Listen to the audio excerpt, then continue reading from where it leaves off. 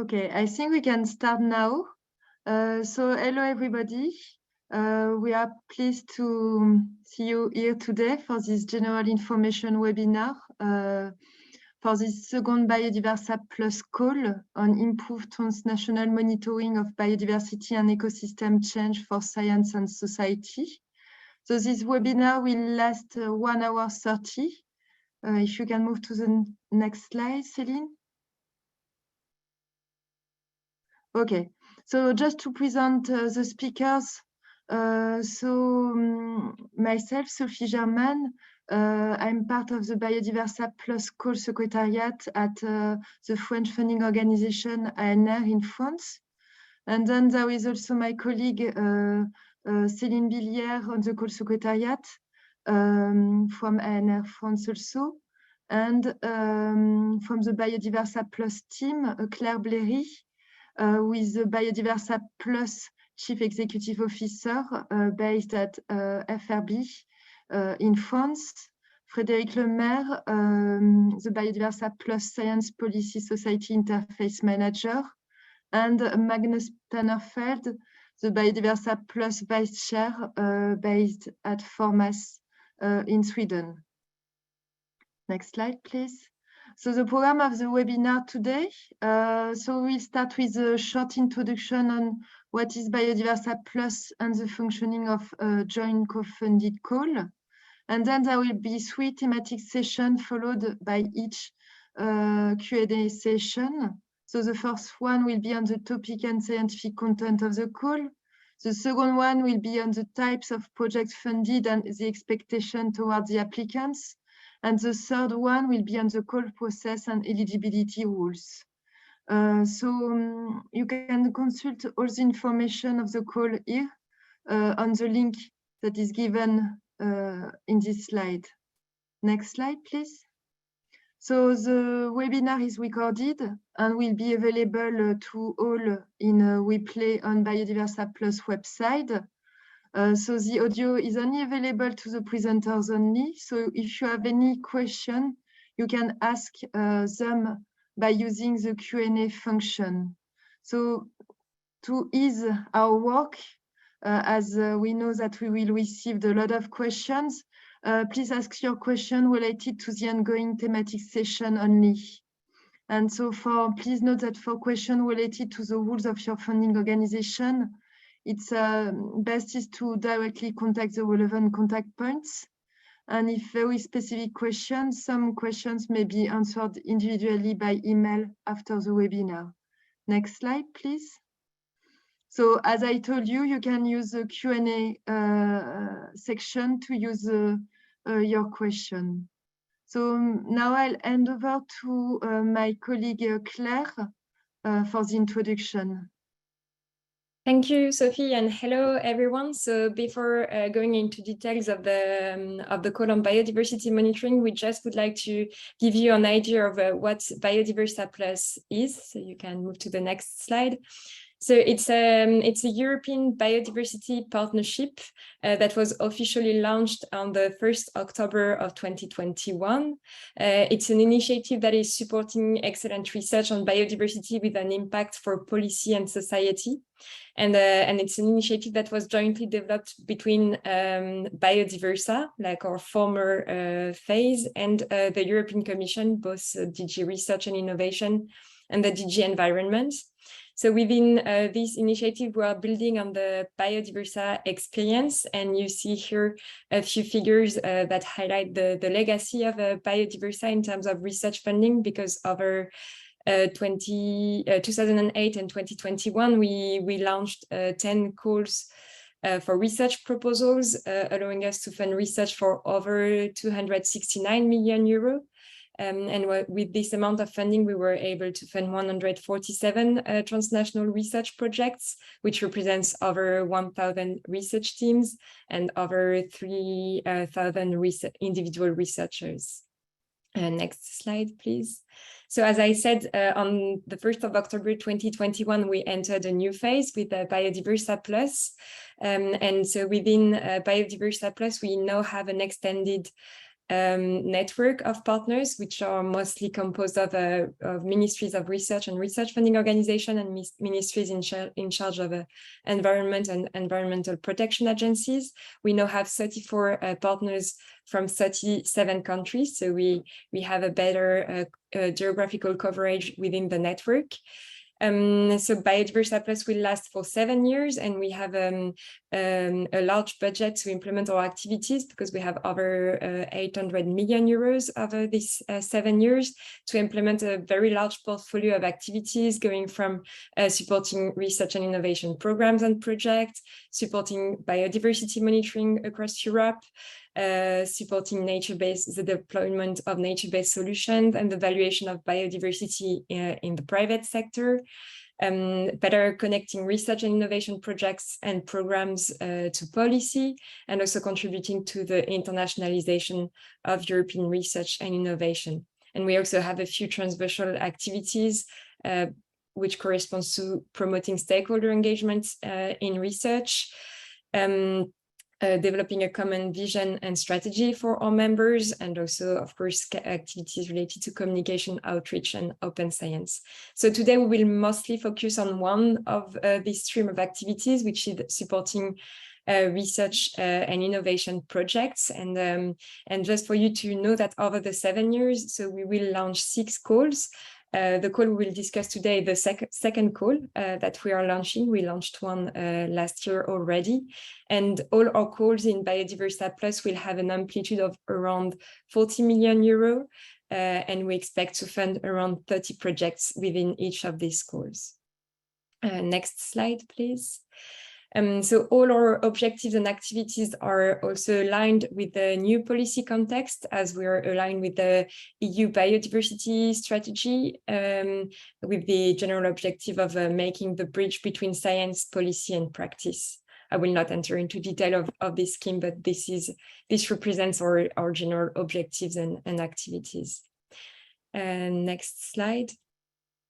And also, if you want to have an overview of the type of research and research priorities we have in Biodiversa Plus, you can consult our strategic research and innovation agenda. It's a document that defines our general vision for Biodiversa Plus, and which defines different themes that we will address in our activities and with our calls. So you have here an overview of these different themes. Again, I will not enter into detail, but you will see that the call on biodiversity monitoring we will discuss about is also fully aligned with this strategic research and innovation agenda. Next slide, please. And so before going into more detail of the call, I just would like to also explain how the call we launch in Biodiversa Plus work. So next slide. So within our call, we have different funding organizations who decide together to launch a joint call. And in the context of the co-funded call, there is also the European Commission who is bringing funding to the table. And so together, these different organizations launch one joint call. They agree on joint evaluation procedure for this call.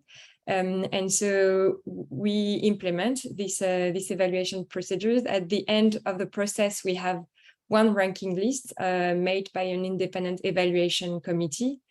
And the funding organization participating in the call strictly follow this ranking list to agree on the best top projects to be funded. So they really have to stick to the outcomes of the evaluation made by the independent evaluation committee. So this means that there is no national pre or post selection, only an eligibility check of administrative eligibility, as you will learn later today. But the evaluation is really made at the level of the call, and it's a joint evaluation. And so with this, we'll pass the floor to Magnus Tannerfeld, the Biodiversa Plus Vice Chair, who will tell you more about the topic of the call. Thank you very much, Claire, and welcome everybody. It's a fantastic turnout we have to this meeting. I think we're approaching almost 1,000 participants, and I'm sure you have more than 1,000 questions on the call and the topics and the content. And what we can give here is just a brief overview, of course. but we do encourage you to carefully read the call documents later. And then you can get back to us for any specific questions you may have, or to your specific funders in your country. So this call on improved transnational monitoring of biodiversity and ecosystem change for science and society. The context is that recent assessments and literature reviews have revealed that information on biodiversity trends is often biased towards some taxonomic groups, some environments, and certainly some regions and parts of the world and of Europe. And also within countries, there are differences in coverage. Also, it is noted that several important dimensions of biodiversity, other than species and habitats, are lacking. For example, genetic and functional diversity. So there is much that remains to be studied, and monitoring networks that do exist need to be harmonized. And the European Environment Agency have also identified a series of knowledge gaps, including a better characterization of distribution and status of habitats and species, and also ecosystem condition and health. Next slide, please. So for this call, the priorities are the following. First, it's an opportunity to advance knowledge on biodiversity through transnational monitoring and harmonized monitoring schemes. And this has, of course, to build on previous and existing efforts in Europe and beyond. The projects should have an overall focus on improving knowledge on species distribution and abundance, but not only on species, as we will show later. Moreover, the projects should contribute to refining and upscaling existing methods, developing, testing, applying, evaluating new methods to understand and characterize biodiversity, its status, dynamics, and trends. And this could be at different temporal and spatial scales, depending on the questions that you are looking at. The projects should also develop tools to better implement and harmonize monitoring schemes across countries and across regions. And they should or could also show the power of new and existing monitoring information to inform policies and management. Next slide, please. As said, we want you to help fill the gaps in terms of coverage of data, taxa, of ecosystem types, of regions, of sampling frequency, and also look, where relevant, at the existing operating monitoring networks, research infrastructures that could be used, and other efforts at the national, European, and global level. It should also be stressed that Biodiversa in general, and specifically in this call, strongly support open science. And the projects that we fund should generate fair data, that is, data that are findable, interoperable, accessible, and reusable. And the call covers all environments. This is important to stress: terrestrial, freshwater, and marine. It doesn't, every project, of course, does not have to include all of these, but they can. And of course, they should go beyond a single study site. So the results can be upscaled and used on a larger scale. And the call covers all regions, including the outermost regions and overseas countries and territories of Europe. And it should also state here, as it does in the call document, that we go global. So the projects can work globally as well. Next slide, please. And we have organized, if you will, the call into 3 themes. And you can cover within your project one or more of these 3 themes. The first one is on innovation and harmonization of methods and tools for collection and management of biodiversity data. And this includes developing and implementing new or improved approaches and technologies, optimizing coverage and representativeness, and also harmonizing existing protocols that are being used, and the methods and the approaches. The second theme addresses knowledge gaps on biodiversity status, dynamics, and trends.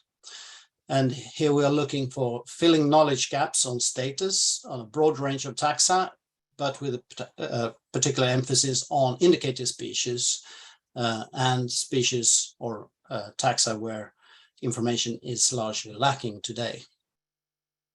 This also includes enhancing methodology and data integration to provide indicators that can be used for policy and management. And the third theme is on making use of available biodiversity monitoring data. So reuse of data is also an element, and you could have, for example, a work package or a section of your project that is specifically looking to reuse your own or other people's data to enhance the products that you're making, the output of your results. And this includes developing and testing analytical tools and methods, and to expand our knowledge, of course, of biodiversity status, dynamics, and trends. And for any details, please make sure to consult the call text and all the call documents that are available at the Biodiversa website. So with this, I think we could open for questions and answers. At least we will try to answer a few questions in the time that we have.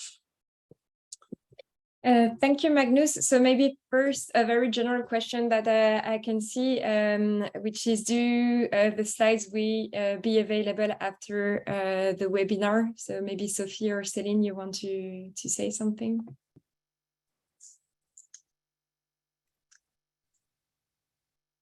Yes, I confirm the slide will be available after the webinar, as well as the recording of the webinar. Thank you, Céline. In terms of general question also, we have one question on what is the success rate in Biodiversa plus call and the number of projects we expect to fund. Maybe well, you're probably better placed to, but the general answer is we are around, I think, on average, we have a success rate of 17%, at least in the latest calls that we've had. So this is something where, well, around 15% is probably realistic. This, of course, depends on the funding and the quality of the projects, and the number of funding parties that we manage to engage into this. So around 15%, and we hope to fund around 30 or a bit more projects per call. Thank you, Magnus. So now going on questions on the call topic. So there is a question by Guy. Is monitoring of pressure drivers on biodiversity loss, such as pollution, invasive alien species, within the scope of the call?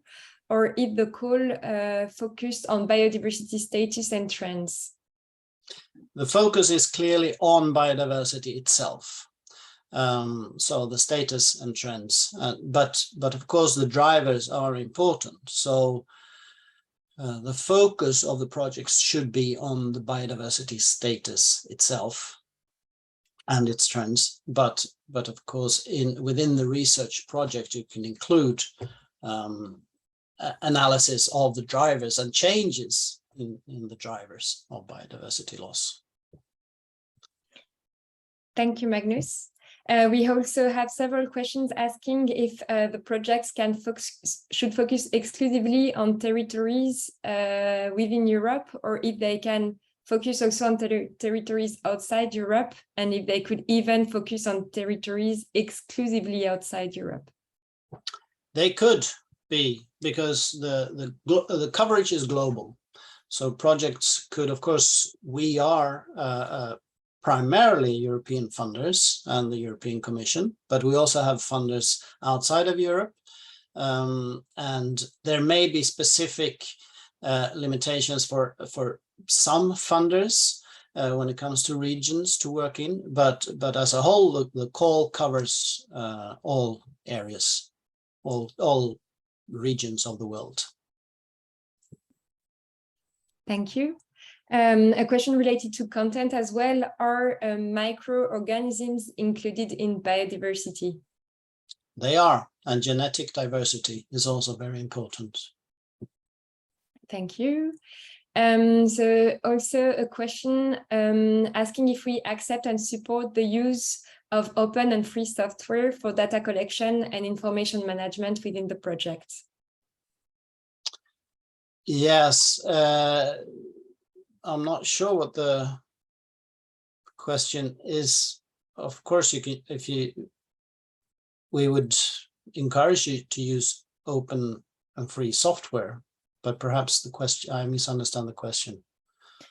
No, I think you're right. So maybe at a general level, so we have a data policy where we encourage open science as far as possible. So this is something indeed we would support. If you have to plan some costs related to data management aspects, we invite you, of course, to consider this in the budgets of your project and to make sure that the costs you have in mind are also eligible according to your funding organization rules. But at a general level, of course, this is something we would support, I would say. Yes, and perhaps it's more related to costs of developing tools or software that can be provided openly. If that is so, the answer is the same as what Claire said. As long as it falls within the eligibility rules of your funding organization, for us, that is perfectly fine. Thank you, Magnus. So then I see there is a few questions which are more on the functioning of a Biodiversa Plus call, so maybe we can still address them. So 2 questions in a row. The first one is asking if the calls we will launch will all be on the same topic, or if the topics will change from one call to the other. And the other question is how the funding within or Biodiversa Plus call works, because there is a budget plan for each funding organization, but we also indicated support by the European Commission. So asking how does this national versus European funding works? Okay, very good questions. So for the call topics, yes, they will change over time. We are launching a number of what we call flagships, where we have different topics that we focus on, and these are launched sequentially. So we have launched 2 already, one on biodiversity protection and one on biodiversity monitoring. And we have had, so the first call was on biodiversity protection, and this is the second one then on monitoring. And we are launching 2 new these flagships this year, one on nature-based solutions and one on societal transformation. And these may include calls towards those topics. And in the future, we will also look at other topics, and we will come back to that. But each call will have a specific focus. So I hope that answers that question. And for the funding, well, the European part of the funding is a top-up on the national funding. So there is no separate pot of money for where the EU funds other types of projects. So you will have to find a funder where you are eligible to receive funding. And or several, of course, within your consortium. We will have a consortium with people from different countries and different regions, and they will be eligible to different funders. But you make one proposal that is handled by Biodiversa, and it's ranked in one process. So all you need to worry about is to make sure that you actually are eligible for the funding according to where you live. So if you're from Sweden, for example, you will have to see, is there a Swedish funder to this? And do I fit the eligibility for that? And do my partners fit their funding organization's rules? but then you just send in one application to Biodiversa. Thank you, Magnus. That's the question. We also have a general question from several of you asking if you are a holder of a Biodiversa projects already or applied in one of our past calls, if you can still also apply to the present call. I think, well, maybe Claire, you could answer that. Yeah. So we have no general rules that would prevent you from applying to this call, even if you are already funded in a Biodiversa project. The only thing is that you have to make sure that there is no rule at the level of your funding organization that would prevent you from asking for a new funding if you are already funded. So this is something you can check in the funding organization eligibility rules, which are available on our website. And someone also asked if then there can be overlap between the two projects. We have a general rule that we do not fund twice the same activity. So make sure that you do not ask for funding for something for which you already have funding. And of course, you are encouraged to demonstrate in your application how the projects you're submitting is also complementary to other ongoing research projects. So you would probably be well placed to explain this if you're already involved in some other projects. Then we have several people asking if it has an impact to only cover 1-2 themes on the 3 themes that were presented, and how this will be taken into account by the evaluation committee. You can cover 1 or 2 or 3 themes. That is up to you. It might be that some funders will only their funding will only be directed towards 1 or several themes. So you will again need to check the eligibility of the funders. But other than that, in the evaluation process, they are all treated equally. So it's not that this and the coverage will depend on the focus of your project, what you're trying to achieve. And you have to make it credible that you or to explain why you have chosen the themes that you have. But there is no, it's not better to cover many themes. You know, you could be broad within 1 theme, or you could be narrow in several themes. So that is not a criterion that you have to cover more themes. Thank you, Magnus. Then a very specific question asking if cultivated and ornamental plants are included within the object of the call, such as botanical collections or plants in historical garden. I would need to recheck exactly what is written in the call text, but it is wild biodiversity, so it is not. So it's not botanical collections, for example, or garden plants. I would say that is excluded, yes. This is biodiversity in nature that we try to address. Thank you. So I'm looking, yeah, then a question also asking if the topic focuses exclusively on species specific or also on habitat ecosystem trends dynamics. Yes, so we cover everything from genetic diversity through species to habitats and ecosystems. So it depends on the type of monitoring activities that you are looking at, of course, and remote sensing is included. So that should also be taken account, and some funders will be specifically interested in that.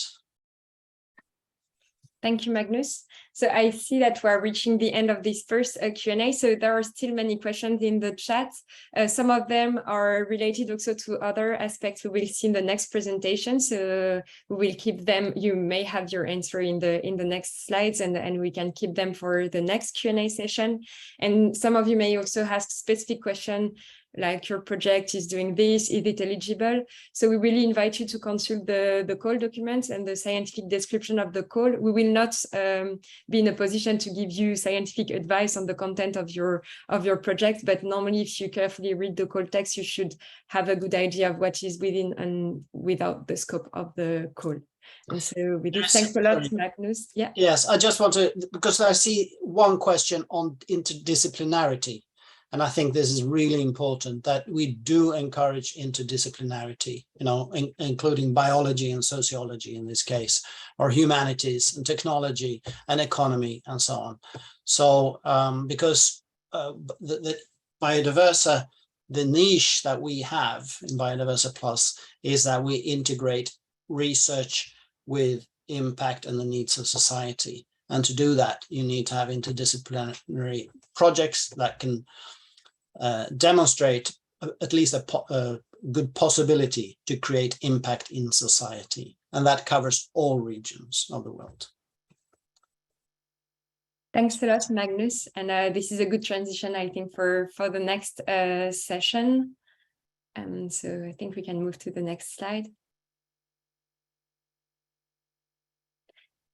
Because indeed, so our next session is on the types of projects that are funded in Biodiversa Plus and the expectations we have towards applicants. So Frédéric will also be in a position to tell you more on the expectations Magnus just mentioned, but just a few general information from my side in terms of the types of projects we fund. So this corresponds to average size projects. On average, the budget of the projects we fund is between 1.2 to 1.5 million euro. So there is no formal minimum or maximum of a budget for the project as a whole, but this is just to give you an idea of the size of the projects we fund. And on average, also the projects we fund include 7 partners from different countries. So again, this is an average, and as you will see, the minimum is to have at least 3 partners from eligible participating countries. And so with these calls, you have the opportunity to be part of big transnational research projects and to join forces with other teams while mobilizing a limited amount of funding at your national level. So this is what you see in the figures. On average, the individual teams mobilize around 280k euro, but they are then able to join projects of 1.2 to 1.5 million euros. So this is a good financial leverage. Next slide, please.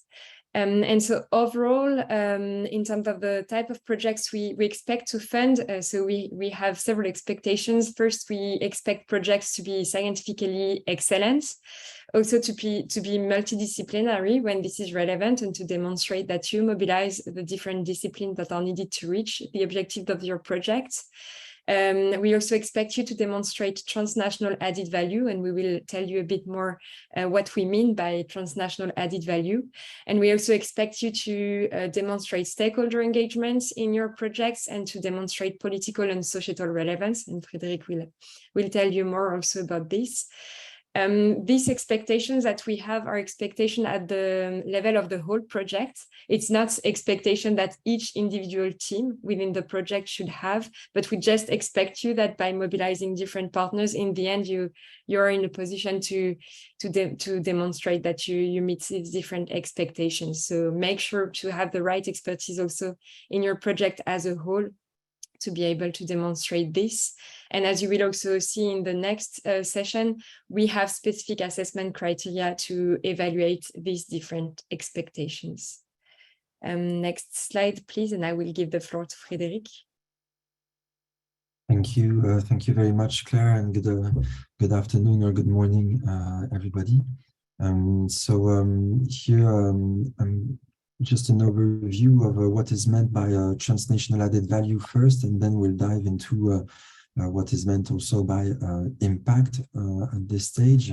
So as regards transnational added value, to make it simple, it's the added value of the project you propose compared to one that would be implemented only at national level.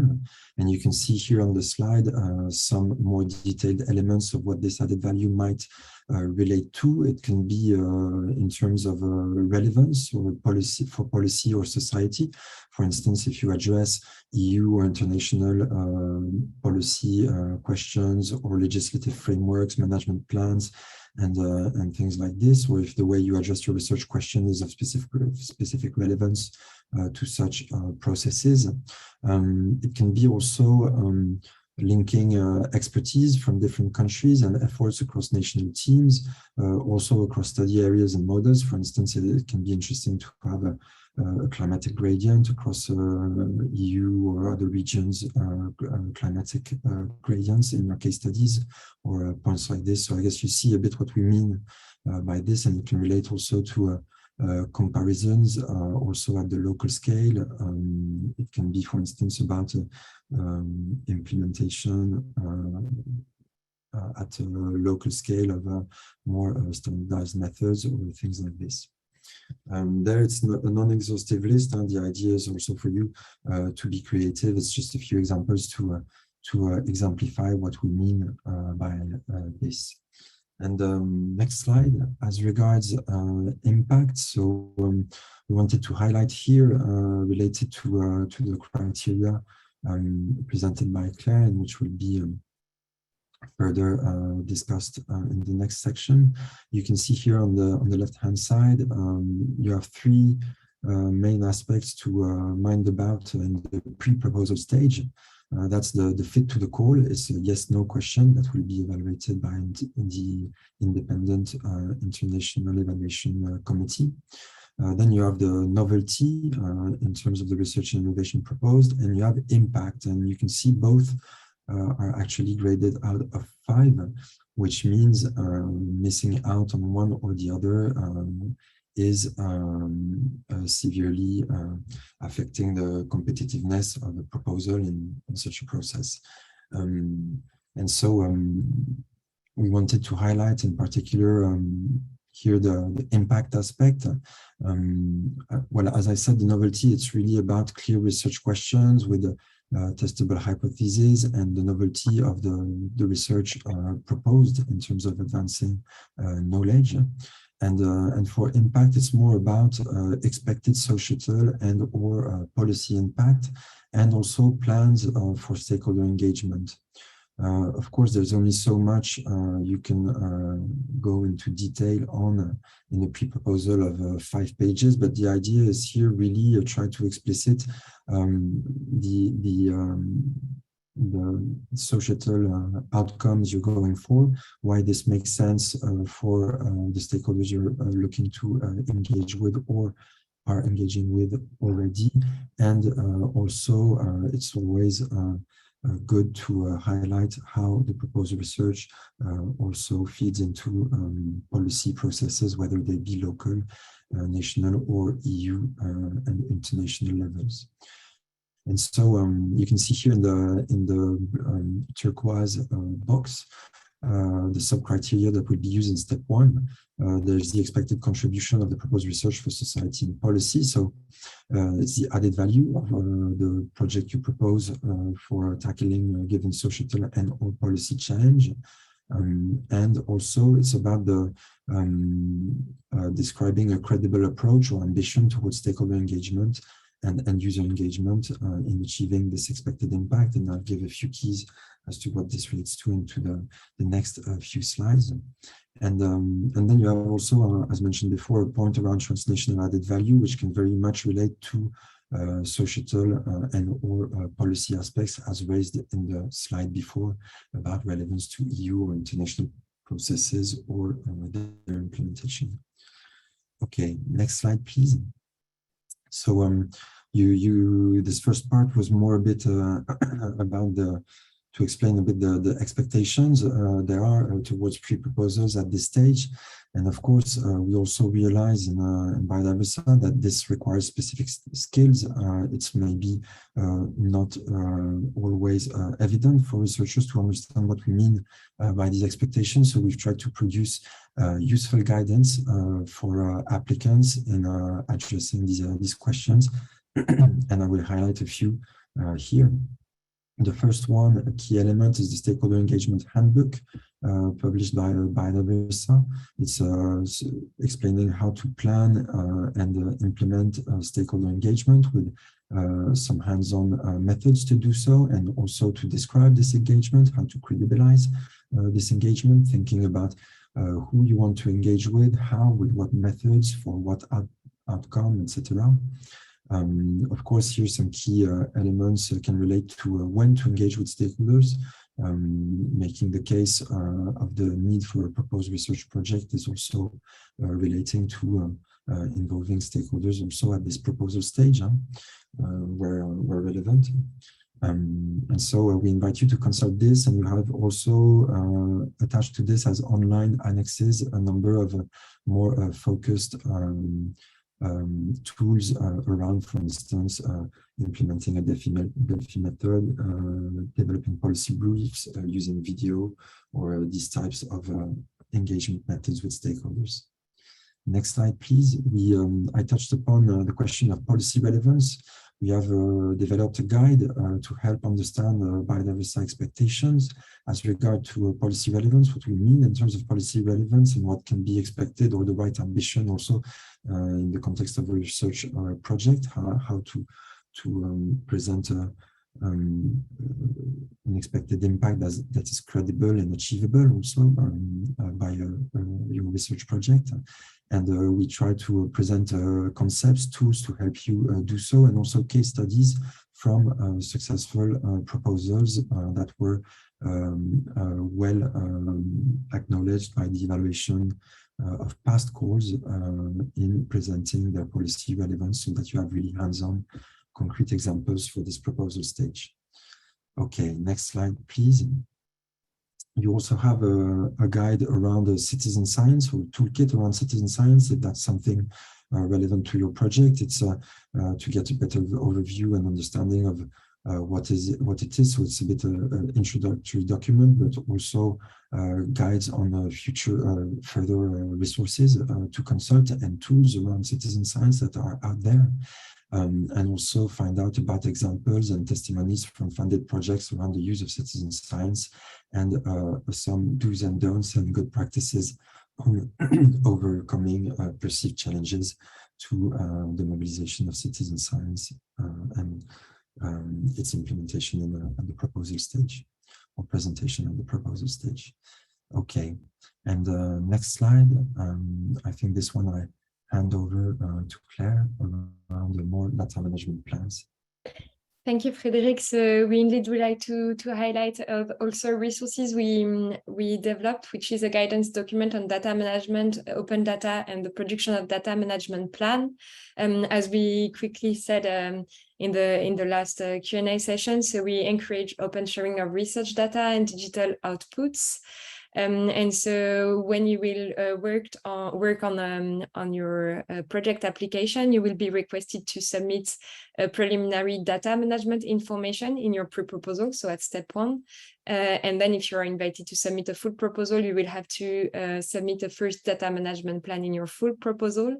And so to help you in these steps, we have developed this guidance document where you can learn more on the main principles and policies for data management, discover existing tools and resources, also so at the European level, global level, but also at the national level, to know more also about the different policies of our funding organizations in terms of open data.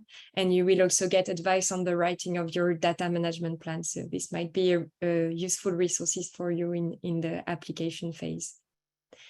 And so I think we can now move to a new Q&A session. So I can see we have many questions in the chat, but I can maybe already direct a few to you, Frédéric. So there is a question first on citizen science. So several questions actually on citizen science. I'm sorry, the Q&A are moving, so I just lost my question, but asking if citizen science is encouraged in the projects we fund. Yeah. And is it also part of the sociological impact, citizen science? Is it considered to be part of the sociological impact? Yeah, it's an excellent question. So there are two facets to citizen science. It's encouraged, yes, as a method, like other methods, I would say, from a scientific perspective. So you don't get necessarily extra points, I think, for citizen science, just as a Tolkien, if it makes sense in your proposal and it's the right method to mobilize, then yes, it's encouraged. Maybe a specificity of this method is that it's not only about data collection, etc. It's also about engaging with the wider public around the question, and this is definitely something that would make sense to articulate both from the scientific perspective of mobilizing citizen science and the stakeholder engagement and wider impact that can be expected from these types of participatory approaches. I would say it's similar if there would be other participatory methods like around participatory decision-making or scenario development or aspects like this. It has a bit these two facets from the scientific added value and stakeholder engagement and awareness raising and wider impact plans. Thank you, Frédéric. A question also related to interdisciplinarity and asking if including both natural science and humanities is mandatory.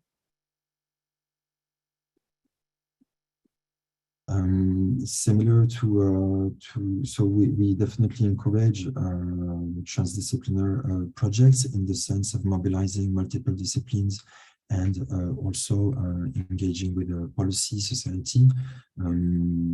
Then it's mandatory. I don't, you stop me if I'm wrong, but I don't think so per se. The question is the best methods and needed disciplines to address the research question you pose. This being said, Biodiversa projects, there are projects which seek to inform and guide decision-making from policy and society around biodiversity issues. It's socio-ecosystem issues often, so it's in a socio-ecological context. So addressing one without the other can be a challenge in most research questions that seek to be tackled by projects we receive. I hope it's not too a detour of a question, of an answer. But, Thank you, Frédéric. So another question for you related to stakeholders, asking what is the difference between stakeholders and partners, and how can stakeholders take part in projects?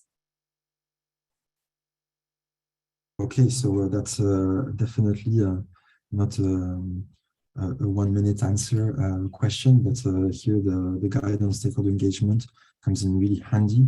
The difference between stakeholders and partners depends. You can have, by stakeholders, we mean here non-academic stakeholders, just to be clear.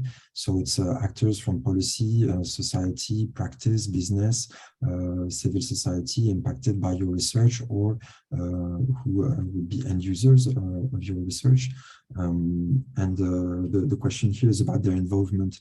Where it makes sense, having such stakeholders partner on board your project can make absolute sense and be a strong point of a proposal.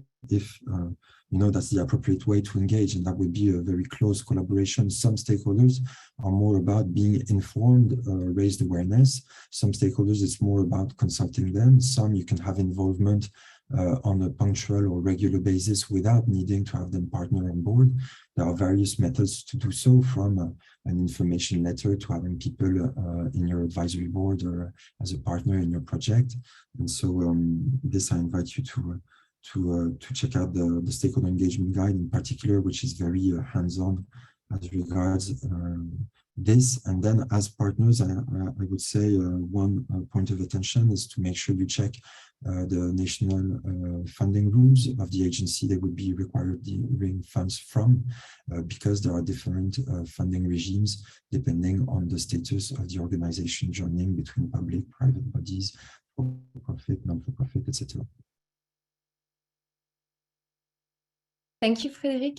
I also see several of you asking, so either indicating that you are interested in joining a project or asking if there is a way to find a project to join or a partner for your project. So maybe, I don't know, Sophie or Céline, if you want to say a few words of the Partner Search tool. Yes, so you can use the Partner Search tool. So I will have a slide about that, and you can look for a partner to join your project, or you can also for a project to join, and you can enter your details about your skill, about your countries, and all the information on the Partner Search tool. Thank you, Céline. And so back to Frédéric, still a question on stakeholder engagement. Is it mandatory to include stakeholder engagement, or would good socioeconomic scientific coverage be sufficient? Yeah, so as you see, we detail a bit this view and expectations in the stakeholder engagement handbook a bit, but especially in the introduction of the policy relevance guide. The philosophy here is that we believe that excellent science is mandatory for good decisions from policy and society, but often not enough to actually get this knowledge on the table of decision makers. And so that's really what it is about. The answer is, I think, no. If you stay from the scientific perspective of socioeconomic analysis of a given sector, etc., but without putting in place the few additional steps that are described in this guidance to make sure you have taken every step possible so that you facilitate the uptake of this knowledge and the relevance of this knowledge for the ones it is useful for. Without this, I think it's difficult to be competitive in this type of calls, which is seeking really exactly this. And so this is why we specify it's about policy relevance, etc. Socioeconomic studies in themselves can be policy relevance. It's also about stakeholder engagement. And I would say if it's only as a research object, it's maybe light in terms of taking these extra steps for the uptake of your results. Thank you, Frédéric. And also another question related to transdisciplinary and transdisciplinarity, asking if we have any documentation on how to be more transdisciplinary and properly include humanities when you're coming from ecology. It's an excellent question. The short answer for now is no. It's actually something we have in the making. So stay tuned. Hopefully we'll have this for the next call. For now, we wouldn't have this, but you do have some authors, scientific publications around this topic, which I'd invite to consult around the integration of natural, social sciences and humanities. And maybe also in the IBES context, they have the philosophy around doing so. Thank you. And a specific question on citizen science. What is the accepted weight of citizen science in data collection?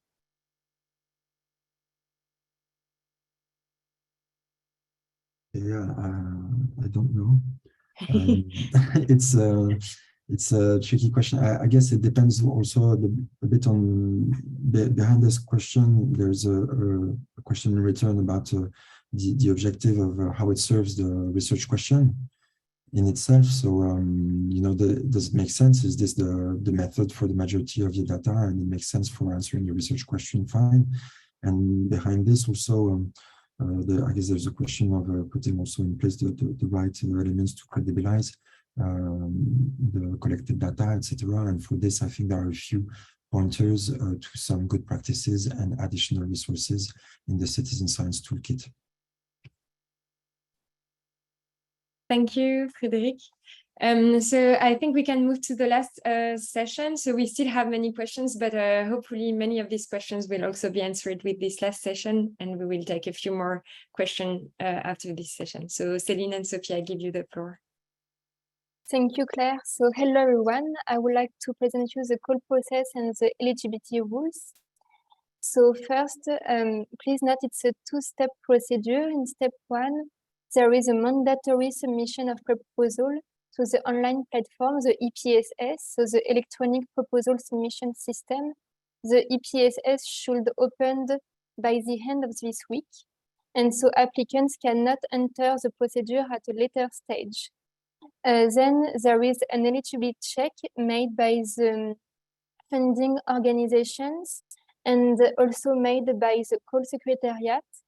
And your proposal will be evaluated by an independent evaluation committee according to the following assessment criteria.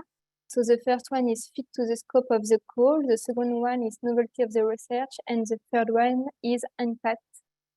And if your proposal is selected for step 2, you will have to submit a full proposal via the EPSS platform.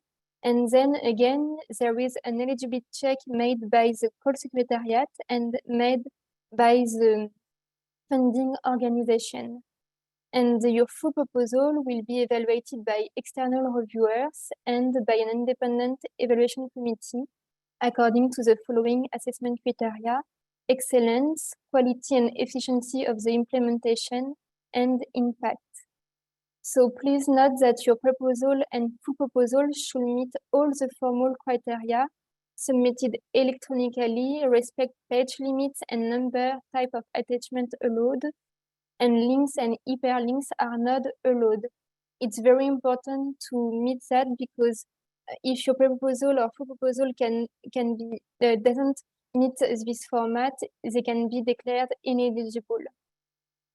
And you can consult online the pre-proposal and full proposal application form, but it's only indicative. You need to go to the EPSS platform to fill all the information. So about the call schedule, so the first deadline to remember is the 9 November of 2022. The deadline is at 3 CET, local time in Brussels. So that is the deadline for submitting your proposal.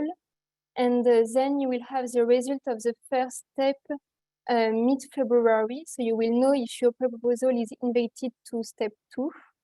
The second deadline will be on the 5th of April, again at 3 p.m. at local time in Brussels. And then you will have the result for the second step at the late of September 2023. And the earliest possible start of funding project is on the 1st December 2023, and the latest possible start of funding project will be on 1st April 2024.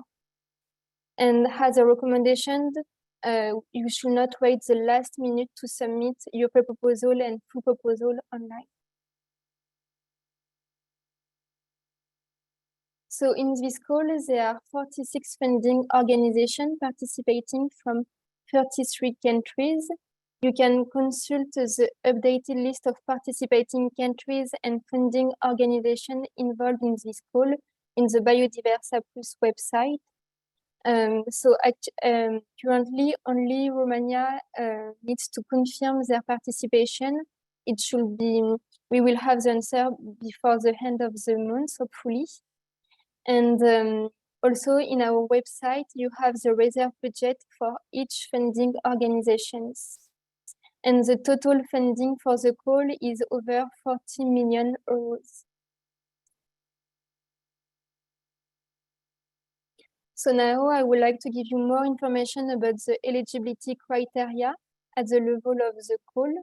So scientific teams will be invited to form transnational research consortia with eligible research partners from minimum 3 different countries participating in the call and requesting support from at least 3 different funding organizations.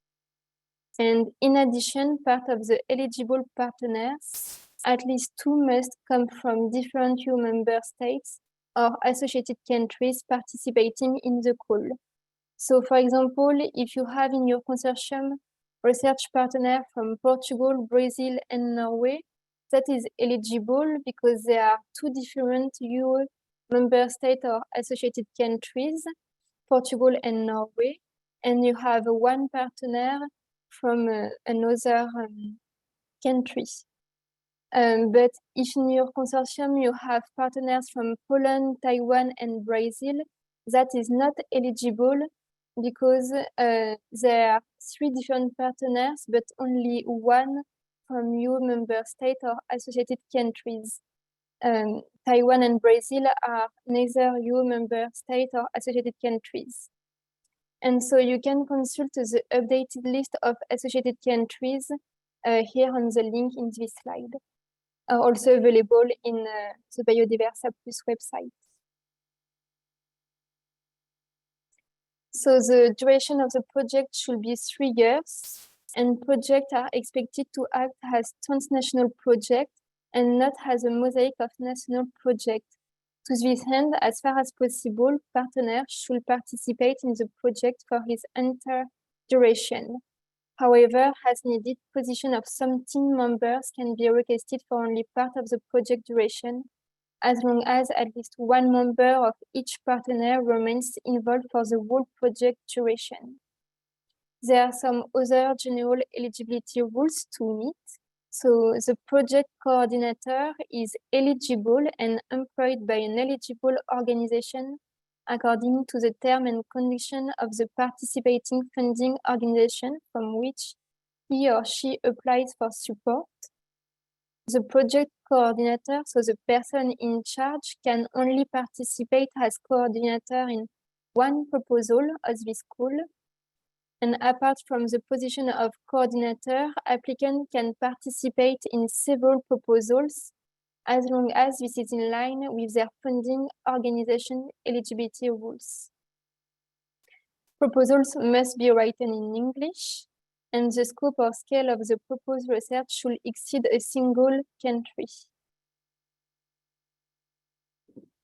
Still about the eligibility criteria, so the information given in the pre-proposal is binding in step 1, and no changes regarding the proposal content will be allowed between the pre and full proposals. However, it's still possible to make minor changes to improve your proposal if the objective remains unchanged. And you will need to declare the change in your full proposal in the IPSS in step 2. Regarding changes in budget, so only minor changes of budget can be allowed by the relevant funding organization. The funding organization can decide according to his own rules whether it needs a justification for it, and there is no need to inform the call secretariat about the change of budget. And when you contact the funding organization or the call secretariat, please indicate the acronym of your proposal in your email. It's easier to help you. Now about the changes in the consortium composition. So that is very important. No changes of coordinator will be allowed between step 1 and 2, except in case of force majeure. There are maximum 2 changes of partner allowed if requested by the partners and approved by the concerned funding organizations. So the eligibility of the new partners must be confirmed at least 1 week before the full proposal submission deadline. And changes must be asked first to the concerned funding organization with the call secretariat in copy, who needs to check the eligibility and agree with the changes before it will be integrated into the IPSS platform. And in case of a removal of a partner, you should make sure that your consortium is still includes the minimum number of requested partners, because if it is not the case, the project will be declared ineligible and won't be evaluated in step 2. And please keep also in mind that the changes should not change the substance of the proposal. Applicants will need to indicate in the IPSS platform the changes made as compared to the pre-proposals. for the information of the evaluation committee, and also for the information of the call secretariat. So now what is considered as a change? So if you add, remove, or replace a partenaire, including subcontracted and self-financed partenaire, that will consider as a change. And please note that the maximum number of changes apply to partenaire. It does not apply to team member. So you can add team member between step 1 and 2, and that is not considered as a change. And so what is not considered as a change is a researcher in charge. So the person remains the same, but change the institution within the same country, provided the institution fulfills eligibility criteria of the same funding organization. And similarly, if the institution remains the same, but the research in charge, the person changes, provided the researcher in charge fulfill eligibility criteria of the same funding organization. And also, this will not be considered as a change if the change is explicitly requested by a funding organization after the eligibility decision at step 1.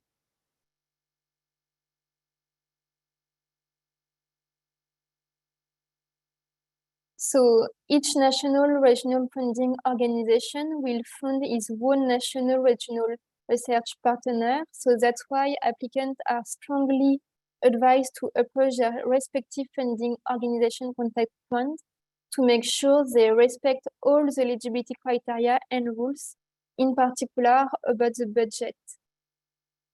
And if one partner is not eligible, the whole proposal will be considered ineligible and will not be evaluated unless the eligibility issues can be fixed without changing the substance of the proposal.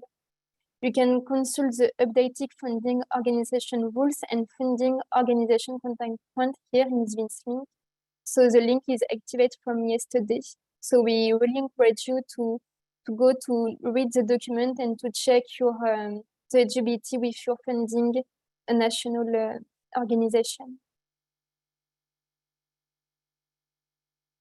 As already said earlier, so if you are looking for a partner for a project that you would like to submit, or if you are looking for a project to join, you can use the partner search tool. So you simply have to fill a form on the online platform in English, where you can indicate the country, the discipline, your expertise, and some keywords. And your form will be visible on the platform, and you may be contacted by other applicants.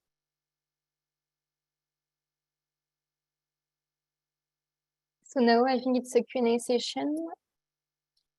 Yeah, thank you, Céline. So maybe before we enter the Q&A, I just see that several of you have your hand raised. So I don't know if this is a mistake or not, but you cannot speak during this webinar, but you can use the Q&A to ask your questions, and hopefully we will make sure to answer them. Then maybe several questions from partners on the fact that we have some countries in the call for which the participation is still indicated as pending. So asking what does it mean and when we will know more about their participation.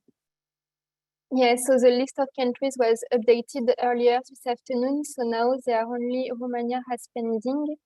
And we should have an answer from, I think, before the end of the month. And also sometimes you have written final budget to be confirmed. So that means the country will participate, but we still need to have an answer about their budget. Thank you, Céline. Then several questions from you also asking what does it mean when your country is not listed in the list of countries participating to the call? What does it mean for you? Can you still participate in the call? And if so, how can you participate? Yeah, so it's possible to participate as a self-funded, self-financed partner, but in this case, you had to be sure to have your own secure budget because you will need to provide a letter of support in step 2. And also another possibility is to be subcontracted by another partner, but for that you need to be sure that it's allowed by the funding organization. Thank you, Céline. And also a question asking, what do we mean by associated countries? So you have a list of associated countries in the link.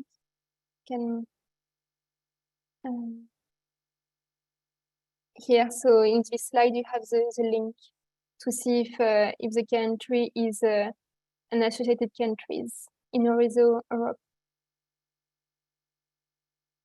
And the link is also available on the Biodiversa Plus website. Thank you, Céline. Also, so I think there is sometimes a bit of confusion because we said that this call is launched under Biodiversa Plus, and Biodiversa Plus is a European funded project under Horizon Europe. But so sometimes I see some of you referring to list of eligible countries under Horizon Europe. I just would like to stress that to know the countries that are eligible and participating in this call, you have to consult the call documents of the Biodiversa Plus call. It's not the exact same list as in whole Horizon Europe, because we have to make sure that we have a funder from your country participating in the call. So refer to the list of countries on our website and not to the general Horizon Europe list of countries eligible for funding. Yeah, for this call, there are 46 funding organizations from 33 countries. And so you can find the list on the Biodiversa Plus website, and it's also on this slide. Thank you, Céline. A few more general questions. Is it possible to have more than one partner from the same country in a project? Yes, it's possible, but you need to make sure to have at least minimum 3 different countries three different partners from minimum 3 different countries participating in the call and requesting support from at least 3 different funding organizations. But so it's possible. And make sure also, maybe also some funding organization may have defined maximum amount of funding per project. So if you plan to apply with several researchers from your country, you may have to split this maximum amount of funding between your different partners from the same country. So make sure to consult also these specific rules per country. Then a question related to the hyperlinks and links. We have someone asking if they already have a consortium and a web page, can they include this somewhere in their proposal?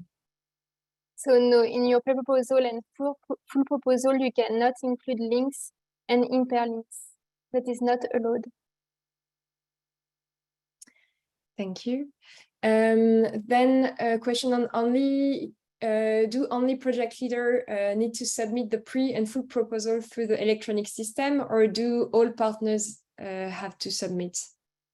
So it's one proposal, so 5 pages per project, and that will be the role of the coordinator to submit this proposal online, and each partner will have the possibility to complete and fulfill their information on the EPSS, for example, their CV or the administration details.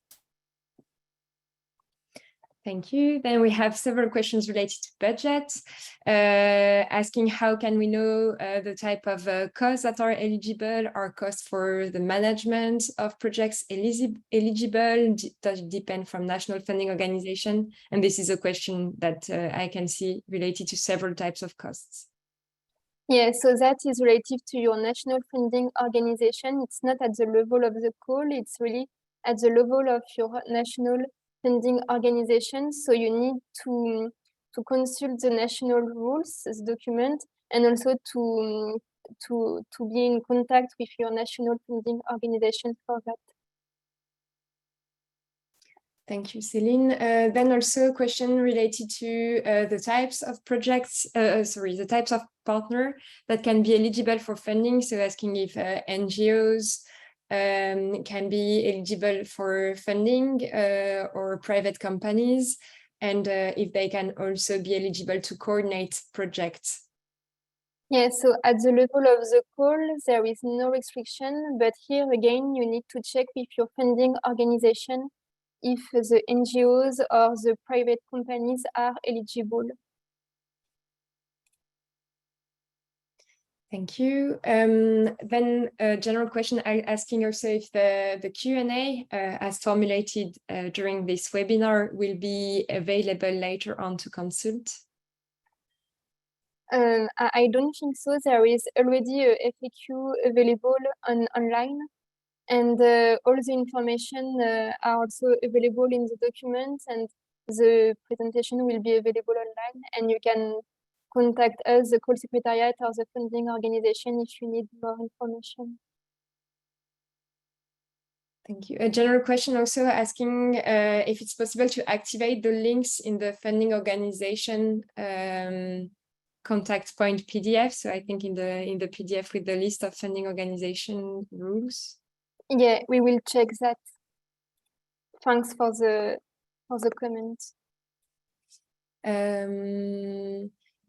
A general question also asking how many partners should the work package be applied to respect the requested transnationality? I can take it if you want. Yeah, thanks.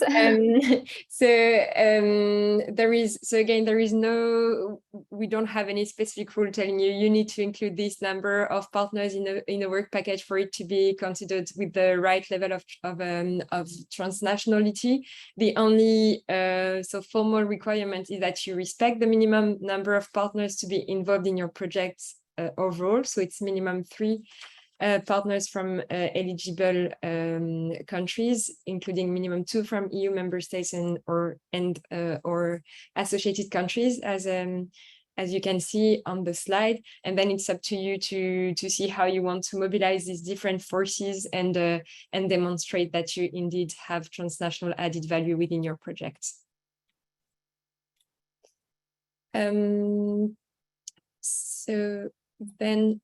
Sorry, I'm trying to read also the remaining question.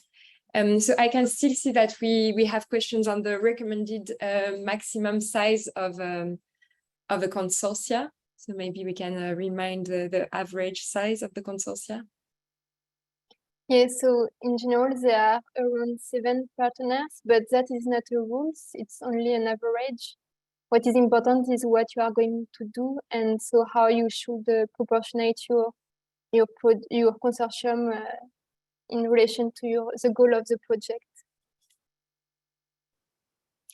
Thank you. A specific question related also to the participation of OFB in France, asking if this has been confirmed and if we know when this may be confirmed. So the discussion between ANR and OFB are still ongoing, and we should, I think, have more information soon. But for now, the French applicant can apply to ANR, so you will see on the EPSS, it will be ANR. Thank you. So a question also asking to repeat the expected success rate and number of projects to be funded. Yeah, so the average success rate is 17%, but it's only an average, and the goal is to fund around 30 projects or a bit more depending on the financial pressure. A question also related to countries where several funding organizations might be participating, and asking how to choose between these funding organizations. Should the person only choose one? Is it possible to ask funding to more than one funding organization per country? So here there are 2 cases. Sometimes you have one country with several funding organizations, but you don't need to choose between them. So you will see on the EPSS, you will have no choice. And so here the funding organizations will allocate the project for the funding depending on their eligibility and on their funding pressure.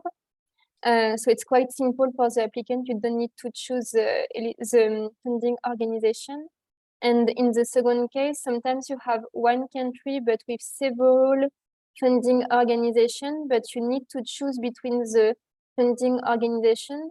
And here you can consult the funding organization rules to know to which one you should apply, and you can be in contact with the contact point, the national contact point, to know to which funding organization you should apply. Thank you. In terms of budget, also a question asking if what about co-financing? Is there a percentage of co-funding that needs to be secured? Yes, it's possible to have co-funding. For example, because some costs are not eligible, and on the application, on the EPSS, you have a part to write if you have some co-funding. And please note also that for this also depends on your funding organization rules. Some funding organization may ask you to secure a minimum amount of co-financing, but this is not the same rules for the different organizations. So carefully look at the rules depending on the funding organization you request funding from. And also a question related to this co-financing, to ask if co-financing from partners outside the list of partners contributing in the call is possible. Sorry, can you answer maybe to this question? So if you meet the minimum eligibility criteria, so the minimum number of partners from eligible countries, then you can also mobilize other partners from countries that are not in the list of participating countries. And then these partners indeed need to secure their own funding. And so they would bring their own co-financing, if we can say, because they will need to secure their funding. So it's possible indeed to have co-financing by other countries.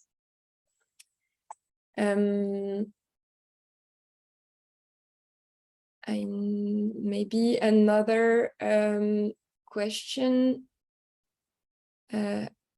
So asking how the fact that different countries contribute differently, how does this affect the preparation of the budget of a given proposal? Do you want to take this question too? Sorry. Yes. Yeah. So I think again, it's just we just would like to indeed highlight that the different funding organizations participating in the call may have specific rules. So you may have different budget rules depending on the funding organizations, or different maximum funding amount, for example, that you can ask. So you have to make sure to take this into account for each partner that you include in your consortia. And this will, of course, affect the way you build your project, because you have to make sure that you respect the funding organization rules of the concerned funding organizations.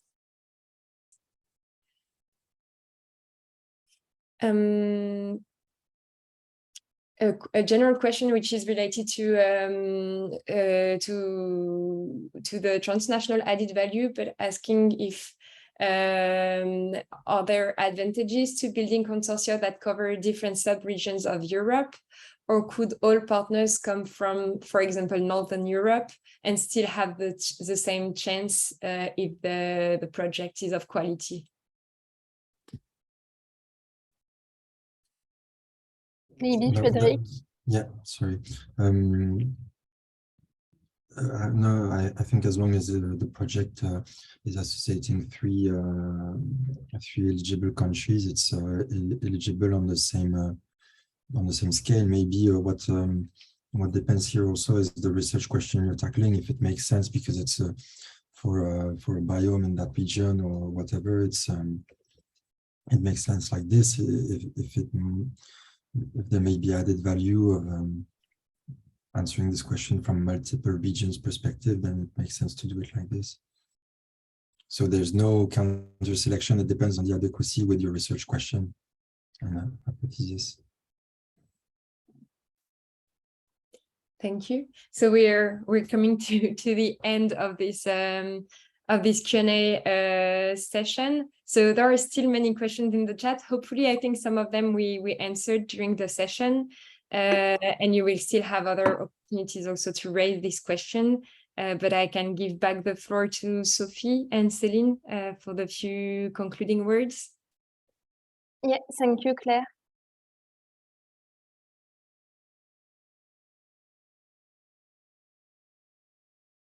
So as you know, you have many resources available online. So you can consult the call documents containing the following information. So the announcement of opportunity, the call text, but also the call eligibility criteria.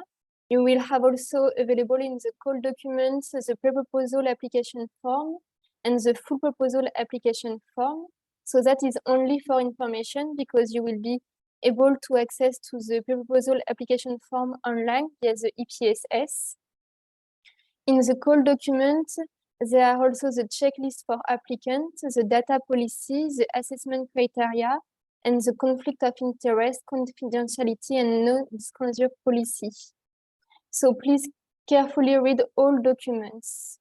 And you can consult the updated list of funding organizations on the Biodiversa Plus website.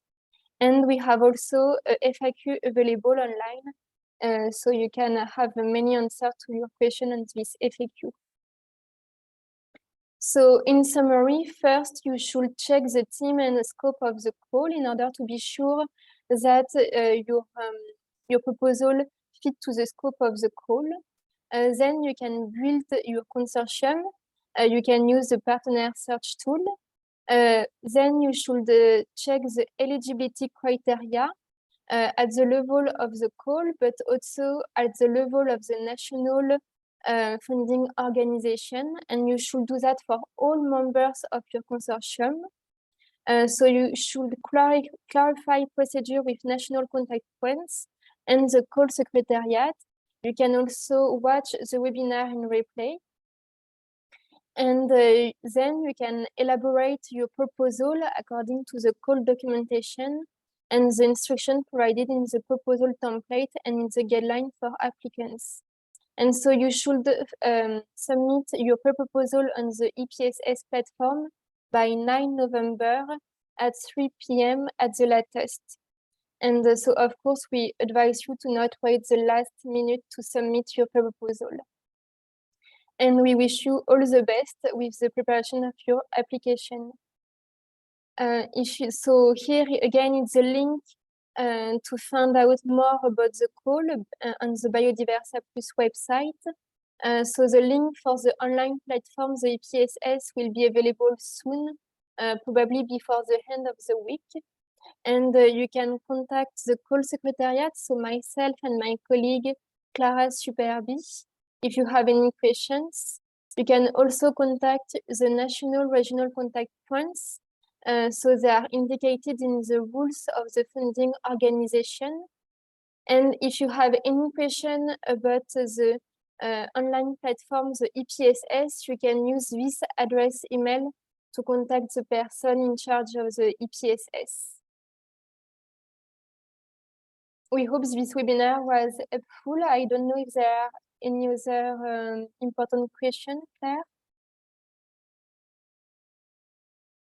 Yes, I think so. There are indeed still a few questions in the chat, and we can continue to answer some of these. But I think we answered most of the most pressing question, and I hope this webinar was useful for you. But yeah, I think we can stop here. Okay, so we'll stop here. Thank you very much to all, and so good luck to prepare your application.